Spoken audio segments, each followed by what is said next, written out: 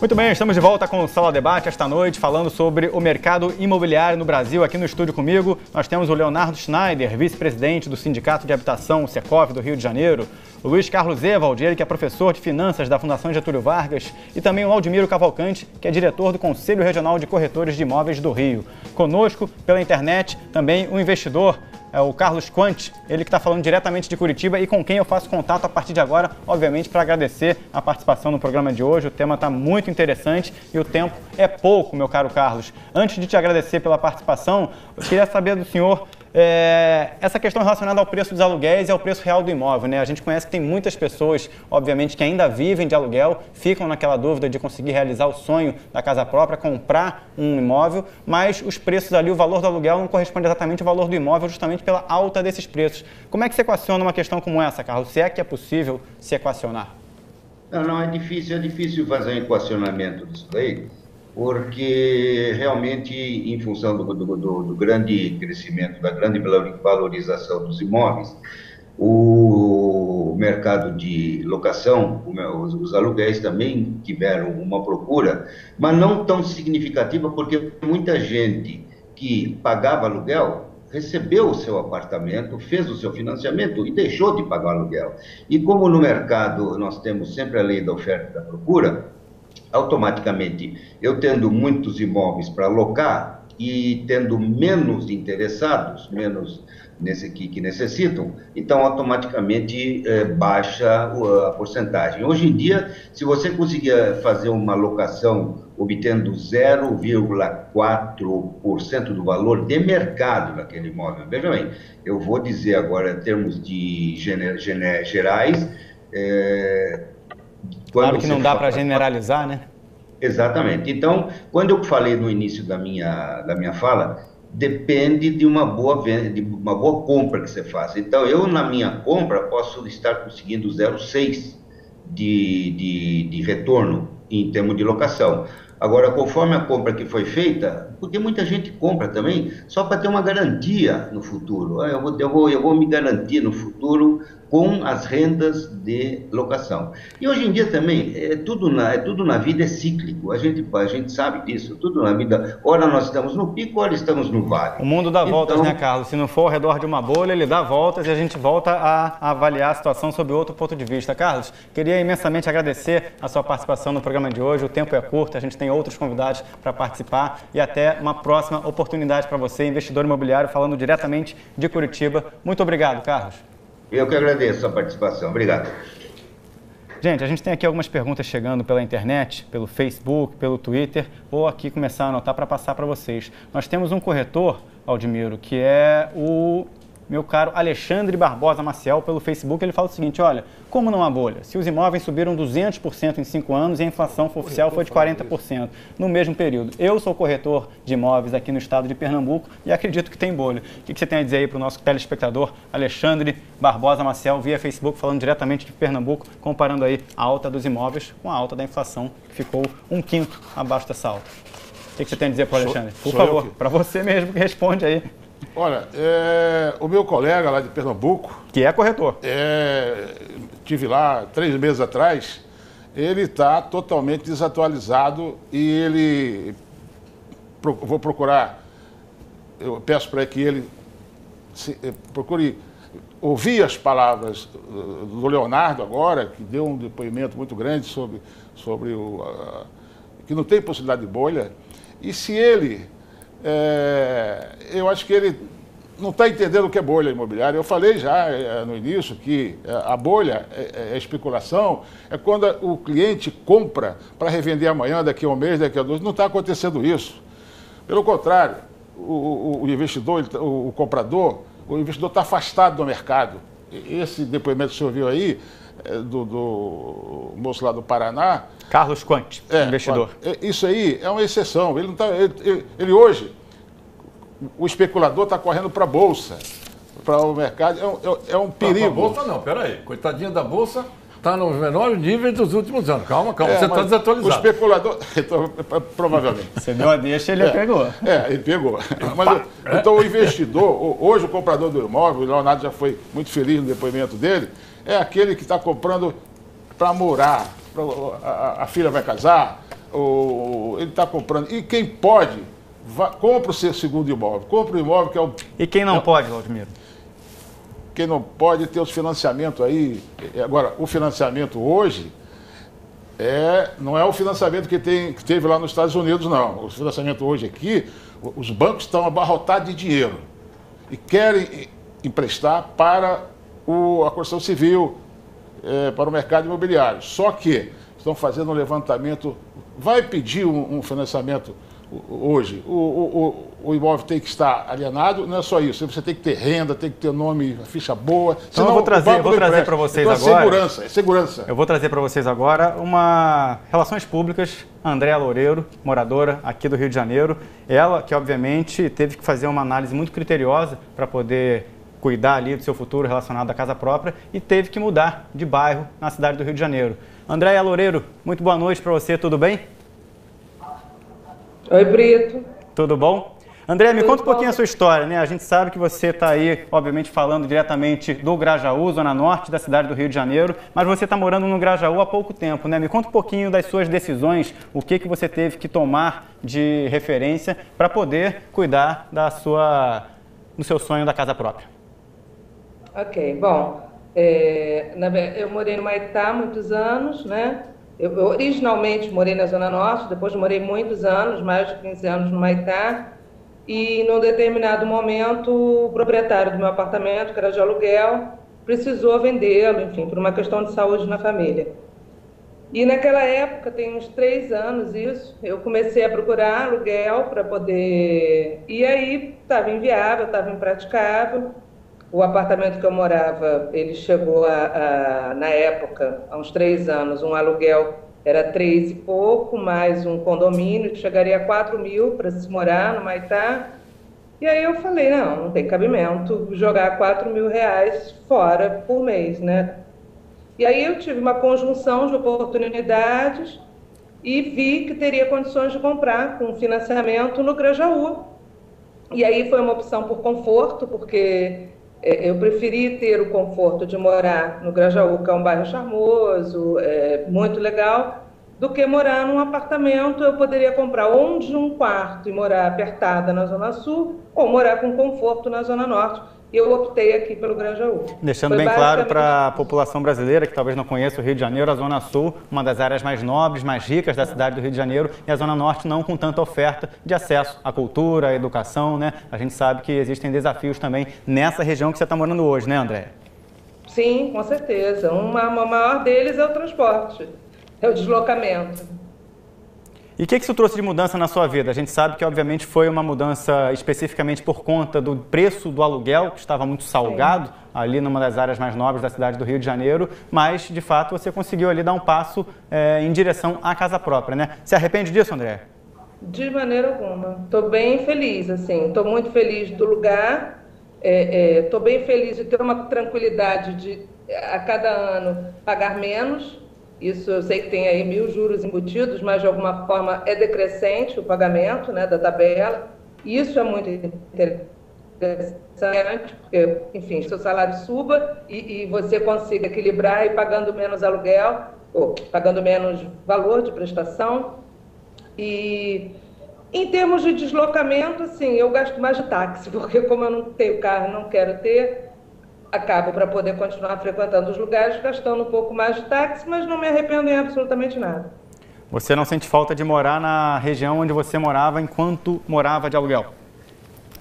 Olha, eu sinto falta da Cobal do Maitá, que era quase um quintal de casa.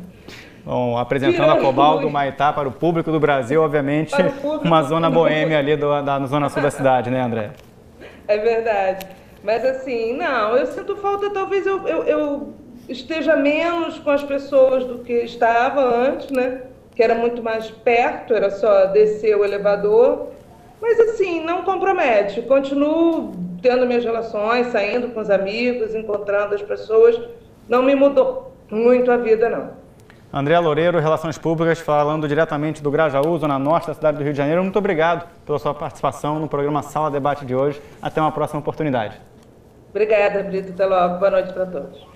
Leonardo, a gente percebe aí no perfil da Andréa, né, uma pessoa que teve que tomar uma decisão ali para sair do aluguel, que é aquele dinheiro que obviamente vai indo, não vou dizer para o ralo, mas para um local bem próximo e vai, obviamente, sonhar com a casa própria. Mas teve que se deslocar e hoje paga o preço, obviamente já tem condições de andar de táxi, mas está enfrentando ali desafios no transporte público. Isso também acontece em outras regiões do país? As pessoas tomam esse tipo de decisão? Acontece, é uma característica ligada ao mercado imobiliário. Então, assim, claro que você tem uma valorização do preço, né? E o dono daquele imóvel, ele tem o interesse também em ajustar o aluguel. Como a gente viu aqui antes, o aluguel representa um percentual, 0,3, 0,4, residencial. Então, ele também vê o mercado de locação também valorizando. Então, ele também quer reajustar, ele quer também colocar em condições de mercado. Acontece casos como esse da Andréa. Mas, ao mesmo tempo que teve essa situação, acho que é uma boa notícia, porque a Andréa, como falou aí, comprou o imóvel dela. E a gente sabe que o sonho da casa própria, talvez seja o brasileiro, né, tem esse sonho, tem essa vontade de ter a casa própria. Maior sonho. Maior sonho. Das mulheres. Das mulheres, né? Dos homens são os carros, né? Então, toda essa facilidade que a gente está encontrando, né, que a gente falou antes, em relação à própria renda do brasileiro, a financiamento imobiliário, ela provavelmente conseguiu um tipo de financiamento que, sei lá, 5, 6 anos atrás, não iria conseguir, com taxas menores, com maior prazo de pagamento, né? Como ela colocou, decrescente no final. Todas são modalidades que o mercado imobiliário acaba trazendo e absorvendo essa situação. Agora, a gente chama isso, Brito, desculpa te cortar, mas é ligado de um efeito cascata. Então, por exemplo, se ela não tem capacidade de morar num bairro um pouco mais nobre, ela acaba buscando um apartamento em um bairro menos nobre, pois é, nesse sentido, maior. A gente estava vendo ali o depoimento da Andréa, ela falou algo em torno de 3 a 4 mil reais, os custos da sua locação, mais condomínio, aquela coisa toda. E a gente está aqui, obviamente, falando desse perfil, né? Falando de uma questão de valorização dos imóveis. Mas queria fazer um recorte para outras camadas da sociedade, falar de pessoas com menos posses, de trabalhadores que ganham ali um pouco mais do que o salário mínimo, cerca de 1.000, 1.500, 2.000 reais. Quanto tempo uma pessoa como essa, com esse perfil, nesse cenário de hoje, leva para conseguir o sonho da casa própria? Olha, assim, se a gente pegar uma fotografia de alguns anos atrás, isso era muito difícil, né? Eu não falo nem de época de BNH e tal. Eu já era nascido eu já era nascido, mas... Te lembra disso? Era muito pequenininho. Mas, assim, a gente vê o seguinte, hoje você tem muito mais facilidade. E a gente tem programa, não só Minha Casa e Minha Vida, que aí atende, né, de classe de renda de 1 a 3 salários, aí tem de 3 a 7 e tal, mas as próprias construtoras hoje conseguem pegar crédito, financiamento com mais facilidade para projetos ligados à baixa renda. Então, o que você não encontrava produtos para famílias com 3, 4, 5 salários mínimos de renda, hoje você encontra. Você encontra regiões, encontra construtoras focadas nesse segmento, o que é muito salutar, porque a gente sabe que o maior déficit habitacional que a gente tem no nosso país é muito ligado a baixa renda. E como a gente falou antes, o sonho da casa própria é o principal sonho do brasileiro.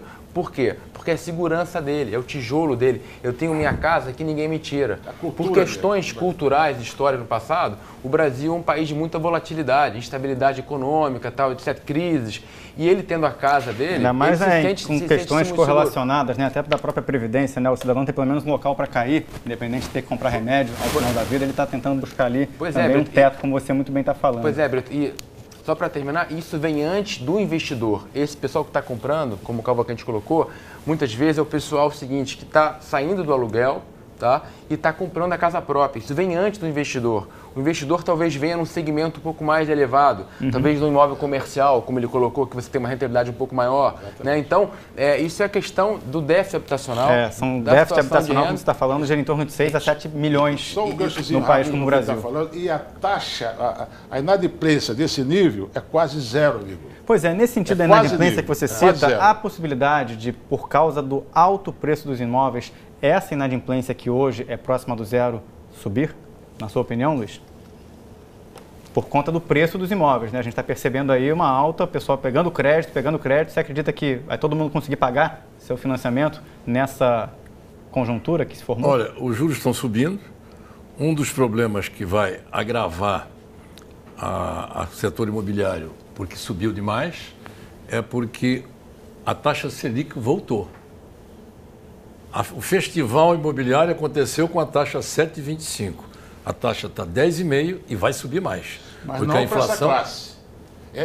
Mas vem para todo mundo. A taxa de juros. Vida, não. Os bancos de. Não, Minha Casa Minha Vida, minha casa Minha Vida não. Não, mas ele está perguntando. Mas nós não estamos tratando de Minha Casa Minha Vida, porque os preços da Minha Casa Minha Vida não subiram. Não, a especulação é noutra área. É isso que nós estamos falando. Não, mas ele está perguntando nessa faixa. Não, justamente na resposta dele mesmo, é isso mesmo. Não necessariamente na Minha Casa Minha Vida. E Minha quem está buscando não financiamento. Minha Casa Minha Vida está ótimo. Até um programa do governo. Desatrelando do programa público de um investimento de R$1 bilhão que a Dilma está fazendo aí, mas para quem está pegando financiamento com perfis como, por exemplo, o da André. Não vai ter mais moleza. Você acha que os bancos são bonzinhos? Ou eles vão aumentar, como já aumentaram, as taxas de juros de financiamento? Não tem mais financiamento abaixo de 12% ao ano. Pergunta do telespectador. É 1% ao mês. Pergunta do telespectador pelo Facebook, Isaías Menezes. Muito obrigado, Isaías, pela sua participação. Nos últimos 5 anos, os imóveis chegaram a subir em algumas regiões cerca de 200%. Pensando no futuro, as pessoas que pretendem investir em imóveis, será que é possível vislumbrar uma queda no valor dos imóveis após a Copa do Mundo? Ou os valores irão se estagnar no alto? Essa é a pergunta de Isaías. Quem se atreve a responder? Deixa eu tentar. Leonardo, vamos lá. É claro, como a gente falou, o mercado é demanda e oferta. Então, e a gente vê que tem curvas. Ao longo da história, você tem curvas. Claro, uma época sobe um pouco mais, desce, etc. O que a gente está vendo é o seguinte, né? Não só a Copa do Mundo. A Copa do Mundo, Brasil, em algumas cidades que estão recebendo investimentos, como a gente falou, investimento em transporte, infraestrutura, isso afeta o mercado imobiliário positivamente. Mas a gente tem o seguinte, a valorização que aconteceu de 4 anos para trás, a tendência é que não aconteça nos próximos 12 ou 24 meses. A gente vive um momento hoje de ajuste e acomodação. O cenário que a gente trabalha, por tudo que a gente está vendo... Mesmo sabendo que depois da Copa tem Olimpíada, por exemplo, numa cidade como Rio de Janeiro? Então, assim, no Rio de Janeiro, a gente trabalha até as Olimpíadas, vai continuar nesse ritmo, essa projeção que o Secov trabalha, vai continuar nesse ritmo de valorizar níveis de inflação. Esse é o que a gente pensa. Por quê? Porque você ainda tem muito projeto, muita coisa acontecendo na cidade, tem muito investimento que está sendo consolidado. É claro que tem um viés político esse ano aqui no estado do Rio de Janeiro, que isso pode também afetar essa continuidade da política pública em relação à segurança, né? Então, assim, mas a gente entende que ainda tem visibilidade internacional. Apesar do Brasil não estar sendo visto como, de repente, estava até pouco tempo atrás, em relação a fazer dever de casa, gastos públicos muito elevados, a gente nem enxerga, como você bem colocou, que se foi na feira nos Estados Unidos, enxerga um interesse. O que está acontecendo no Brasil? O que está acontecendo no mercado? Muito grande. Então, você tem muito estrangeiro vindo para cá, para investir aqui, né? Em alguns bolsões, em algumas áreas, né? Não só investir em residencial, mas investir em comercial, trazendo empresas. Então, isso também aquece esse mercado. Então, a gente trabalha com um período de acomodação, mas sim, de demanda ainda aquecida, né? Não como foi antes, mas de ainda com um momento positivo. Me dá só uma parte, eu concordo plenamente com você, Antônio, parabéns. O Brito, além do que você mencionou, os estrangeiros estão querendo o Brasil, não só o Rio, não. Nós esquecemos de falar uma coisa, que há 8, 10, 15 anos, não só do Rio, de Minas, de São Paulo, quanta gente foi para o exterior à procura de oportunidade. Essas pessoas estão voltando, Brito. Essas pessoas estão voltando, porque lá o emprego está difícil, as oportunidades não são mais as mesmas de 10, 15 anos atrás, e eles vêm, não são estrangeiros, estou me referindo aos brasileiros. Você deve ter amigo, conhecido, que foi para o exterior à procura de oportunidade. Eu tenho, que foi à procura de oportunidade e voltou, está aí no Brasil. Essa pessoa vem para comprar casa, ou vai alugar, ou vai montar seu negócio. Isso é crescimento. Então, nós não podemos esquecer isso. O Brasil é o porto seguro hoje. Tá? A crise no exterior, tem crise sim, atinge um pouco os países emergentes, como é o nosso, sim, mas nós não temos culpa dessa crise. Nós podemos passar por ela tranquilo, que é um porto, repito, porto seguro. Concorda, Luiz? O que você poderia dar de recomendação para o investidor, para o público brasileiro que está aí tentando fazer, obviamente, a conta na ponta do lápis, independente de pagar aí as despesas da casa, de tentar ali entrar, saber se vai sair de um financiamento na compra do ventilador ou não? Você tem uma realidade hoje, vocês concordam, que para comprar um apartamento de 400 mil financiados, 400 mil de financiamento, a primeira prestação é R$ 8 mil. A primeira R$ 8 mil tem que ganhar 30 mil. Depende da entrada. Depende da entrada. Não. O financiamento de 400, sim. Ele vai ter que pagar 8 mil. Tem que ganhar 30 mil reais. Isso é diretor de multinacional. Porque tem que pagar o imposto de renda e tem que ficar naquele negócio. E outra coisa que tem que lembrar. Estamos numa época de Selic em alta por um bom tempo. As pessoas vão ter pena, não vão querer tirar dinheiro do Tesouro Direto que está rendendo 10,5% ao ano. Mais do que vai render o imóvel. Então, o negócio de investimento imóvel acabou. Quem comprou imóvel comercial para alugar está com 40% de ociosidade. É ou não é? Estão fazendo o quê? Ninguém com um pibinho desse tamanho tem coragem de sair da sua lojinha para alugar um apartamento novo. Então, isso é Niterói, é São José dos Campos, é Salvador, é Fortaleza, Recife. Você sabe disso. Imóvel comercial está tudo às traças. Professor, eu não concordo. Não é? Não concordo com esse número, não, porque eu vejo o contrário. Eu tenho aqui escrito, reportagem direitinho, disso falando em jornal. Às vezes tem reportagens que não podemos acreditar, assinar embaixo. Aí não pode acreditar nos preços anunciados, porque aquilo não é preço que vende, é preço que anuncia. Isso é outra coisa. Isso é outra coisa. Você sabe disso. Isso é outra coisa. Mas que a indústria, os profissionais liberais estão crescendo, procurando salas, lojas. Pode ter uma loja ou outra, um local ou outro. Não sei aonde, rapaz. Que é isso? Que é isso? Leonardo, o que você acha? Não, eu concordo com o cenário que o professor falou. Não, concordo com os dois. Por isso que ele sentou no meio. Desce do muro, Leonardo. Desce do muro. Não, a gente tem que ser realista, é claro. Tem uma questão de aumento de taxa de juros Selic e que isso encarece o custo do financiamento. O que ele ia a um banco buscar taxas mais atrativas, é verdade que hoje o que era 7,25, hoje já ter 10,5, isso reflete realmente no custo desse financiamento e encarece a prestação. Capitalista de tirar o dinheiro de lá, né? Pois é, mas em contrapartida a gente tem todo esse déficit habitacional que a gente falou. Sempre teve, não mudou nada. Mas a gente tem ainda o produto bem adequado, mesmo com custo mais elevado. 3 vezes o preço está adequado. Mas tem aquela vontade do brasileiro, aquele sonho da casa própria, tem a demanda ainda aquecida, diminui um pouco, mas ainda tem essa situação. A questão de imóveis comerciais e até residenciais, o que a gente enxerga no mercado de construção é que assim, o mercado está crescendo bem, a quantidade de lançamentos e as vendas desses lançamentos, tem dados do Secov de São Paulo, que é colega nosso, pessoal de São Paulo lá, ano passado venderam bem, lançaram bem e venderam bem. Aqui no Rio de Janeiro a perspectiva também é muito positiva e está vendendo. Assim, vende financiado, vende com prazos maiores e está vendendo. Então, assim... Bom, vou trazer novos dados aqui também, posso? Claro. Trazer novos dados aqui, dados do facebook.com, dos telespectadores que estão nos assistindo nesse momento. Apenas alguns comentários, não necessariamente na forma de perguntas, mas para ouvi-los a gente teve que também deixar os telespectadores de lado um pouquinho. Mas telespectador no programa tem prioridade. Edras Pacola fala, olha, os corretores sempre se preocupam com a sua corretagem, então também isso tem que ser levado em conta na hora de falar sobre especulação ou a valorização do mercado. Nós temos aí também o Walter Bicudo. Cara, levando em consideração que não é um momento bom para comprar imóvel, isso na opinião do Walter, os preços devem diminuir ou não em 2014, o consórcio de imóvel, será que pode ser uma boa alternativa para quem quer comprar um imóvel daqui a pelo menos 2 anos, entrar em consórcio ou não? Fica aí a pergunta do Walter. A Idália, olha, o que eu vejo é uma tremenda e absurda especulação, sim. Eu quero saber que... Bom, aí também a Idália que passa para outras palavras que eu vou privá-los desses comentários, mas agradecer aqui a Idália nesse momento. Fazendo uma referência à pergunta do Walter. Entrar num consórcio para daqui a 2 anos, rapidamente, a gente tem mais 5 minutinhos de programa. Só uma resposta. Comprar imóvel, já dizia meu pai, meu avô, meu bisavô, é sempre bom negócio. Se é através de consórcio, se é através de financiamento, se é através de pagamento à vista, que é o ideal, é sempre bom. O consórcio é que ele não vai entrar nesses juros que o professor mencionou aí, a vantagem que ele tem, mas também não tem o imóvel de imediato. Mas o nome dele é? Walter. O Walter, se você não puder comprar imóvel à vista, compra no consórcio, mas compra imóvel. Esse é que é o bem de raiz. Fez aqui o seu comercial, Aldimiro Cavalcante, representando aqui o Conselho Regional dos Corretores de Imóveis do Rio de Janeiro. Aldimiro, muito obrigado pela sua participação no programa de hoje. Até uma próxima oportunidade. Eu é que agradeço por essa oportunidade. Peço mais uma vez desculpa ao professor se eu fui um pouco agressivo com ele, mas foi a realidade. Mas senão não tem graça o debate, né?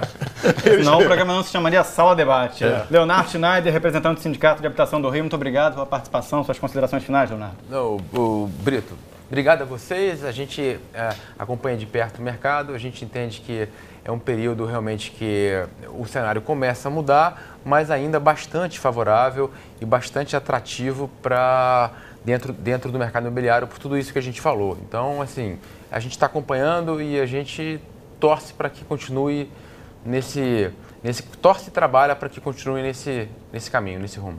Luiz Carlos Ewald, professor de Finanças da Fundação Getúlio Vargas, do Rio de Janeiro. Mais uma vez, muito obrigado pela participação. Suas considerações finais, professor. Eu agradeço esta oportunidade. O meu recado é o seguinte: quem não comprou até agora, fique quieto. Alugue e bote seu dinheiro para render. Só isso. E depois vamos esperar. Pelo assim, quero ver na Copa. Eu digo assim, quero ver depois da Copa. Então você imagina na Copa, imagina depois da Copa, independentemente de qualquer bola de cristal aqui. O meu muito obrigado aos senhores. Lembrando a você de casa que as participações estão lá no perfil do Canal Futura no Facebook, dê uma olhadinha lá. E uma última dica, antes que a Natasha parta aqui para o outro programa, coloca aí para mim, Natasha. Se você procurar pelo nome Robert Shiller no YouTube, tá aí na tela para vocês, vocês vão poder ver um vídeo do Prêmio Nobel de Economia em 2013, falando um pouquinho sobre a bolha imobiliária no Brasil. Já temos aí mais de 10 mil viewers no Facebook. Seja você mais um e entenda um pouco mais desse assunto. O programa reprisa aos domingos, às 9 da noite. Na semana que vem tem mais Sala Debate, toda terça-feira, às 9 da noite. Um beijo, tchau, tchau.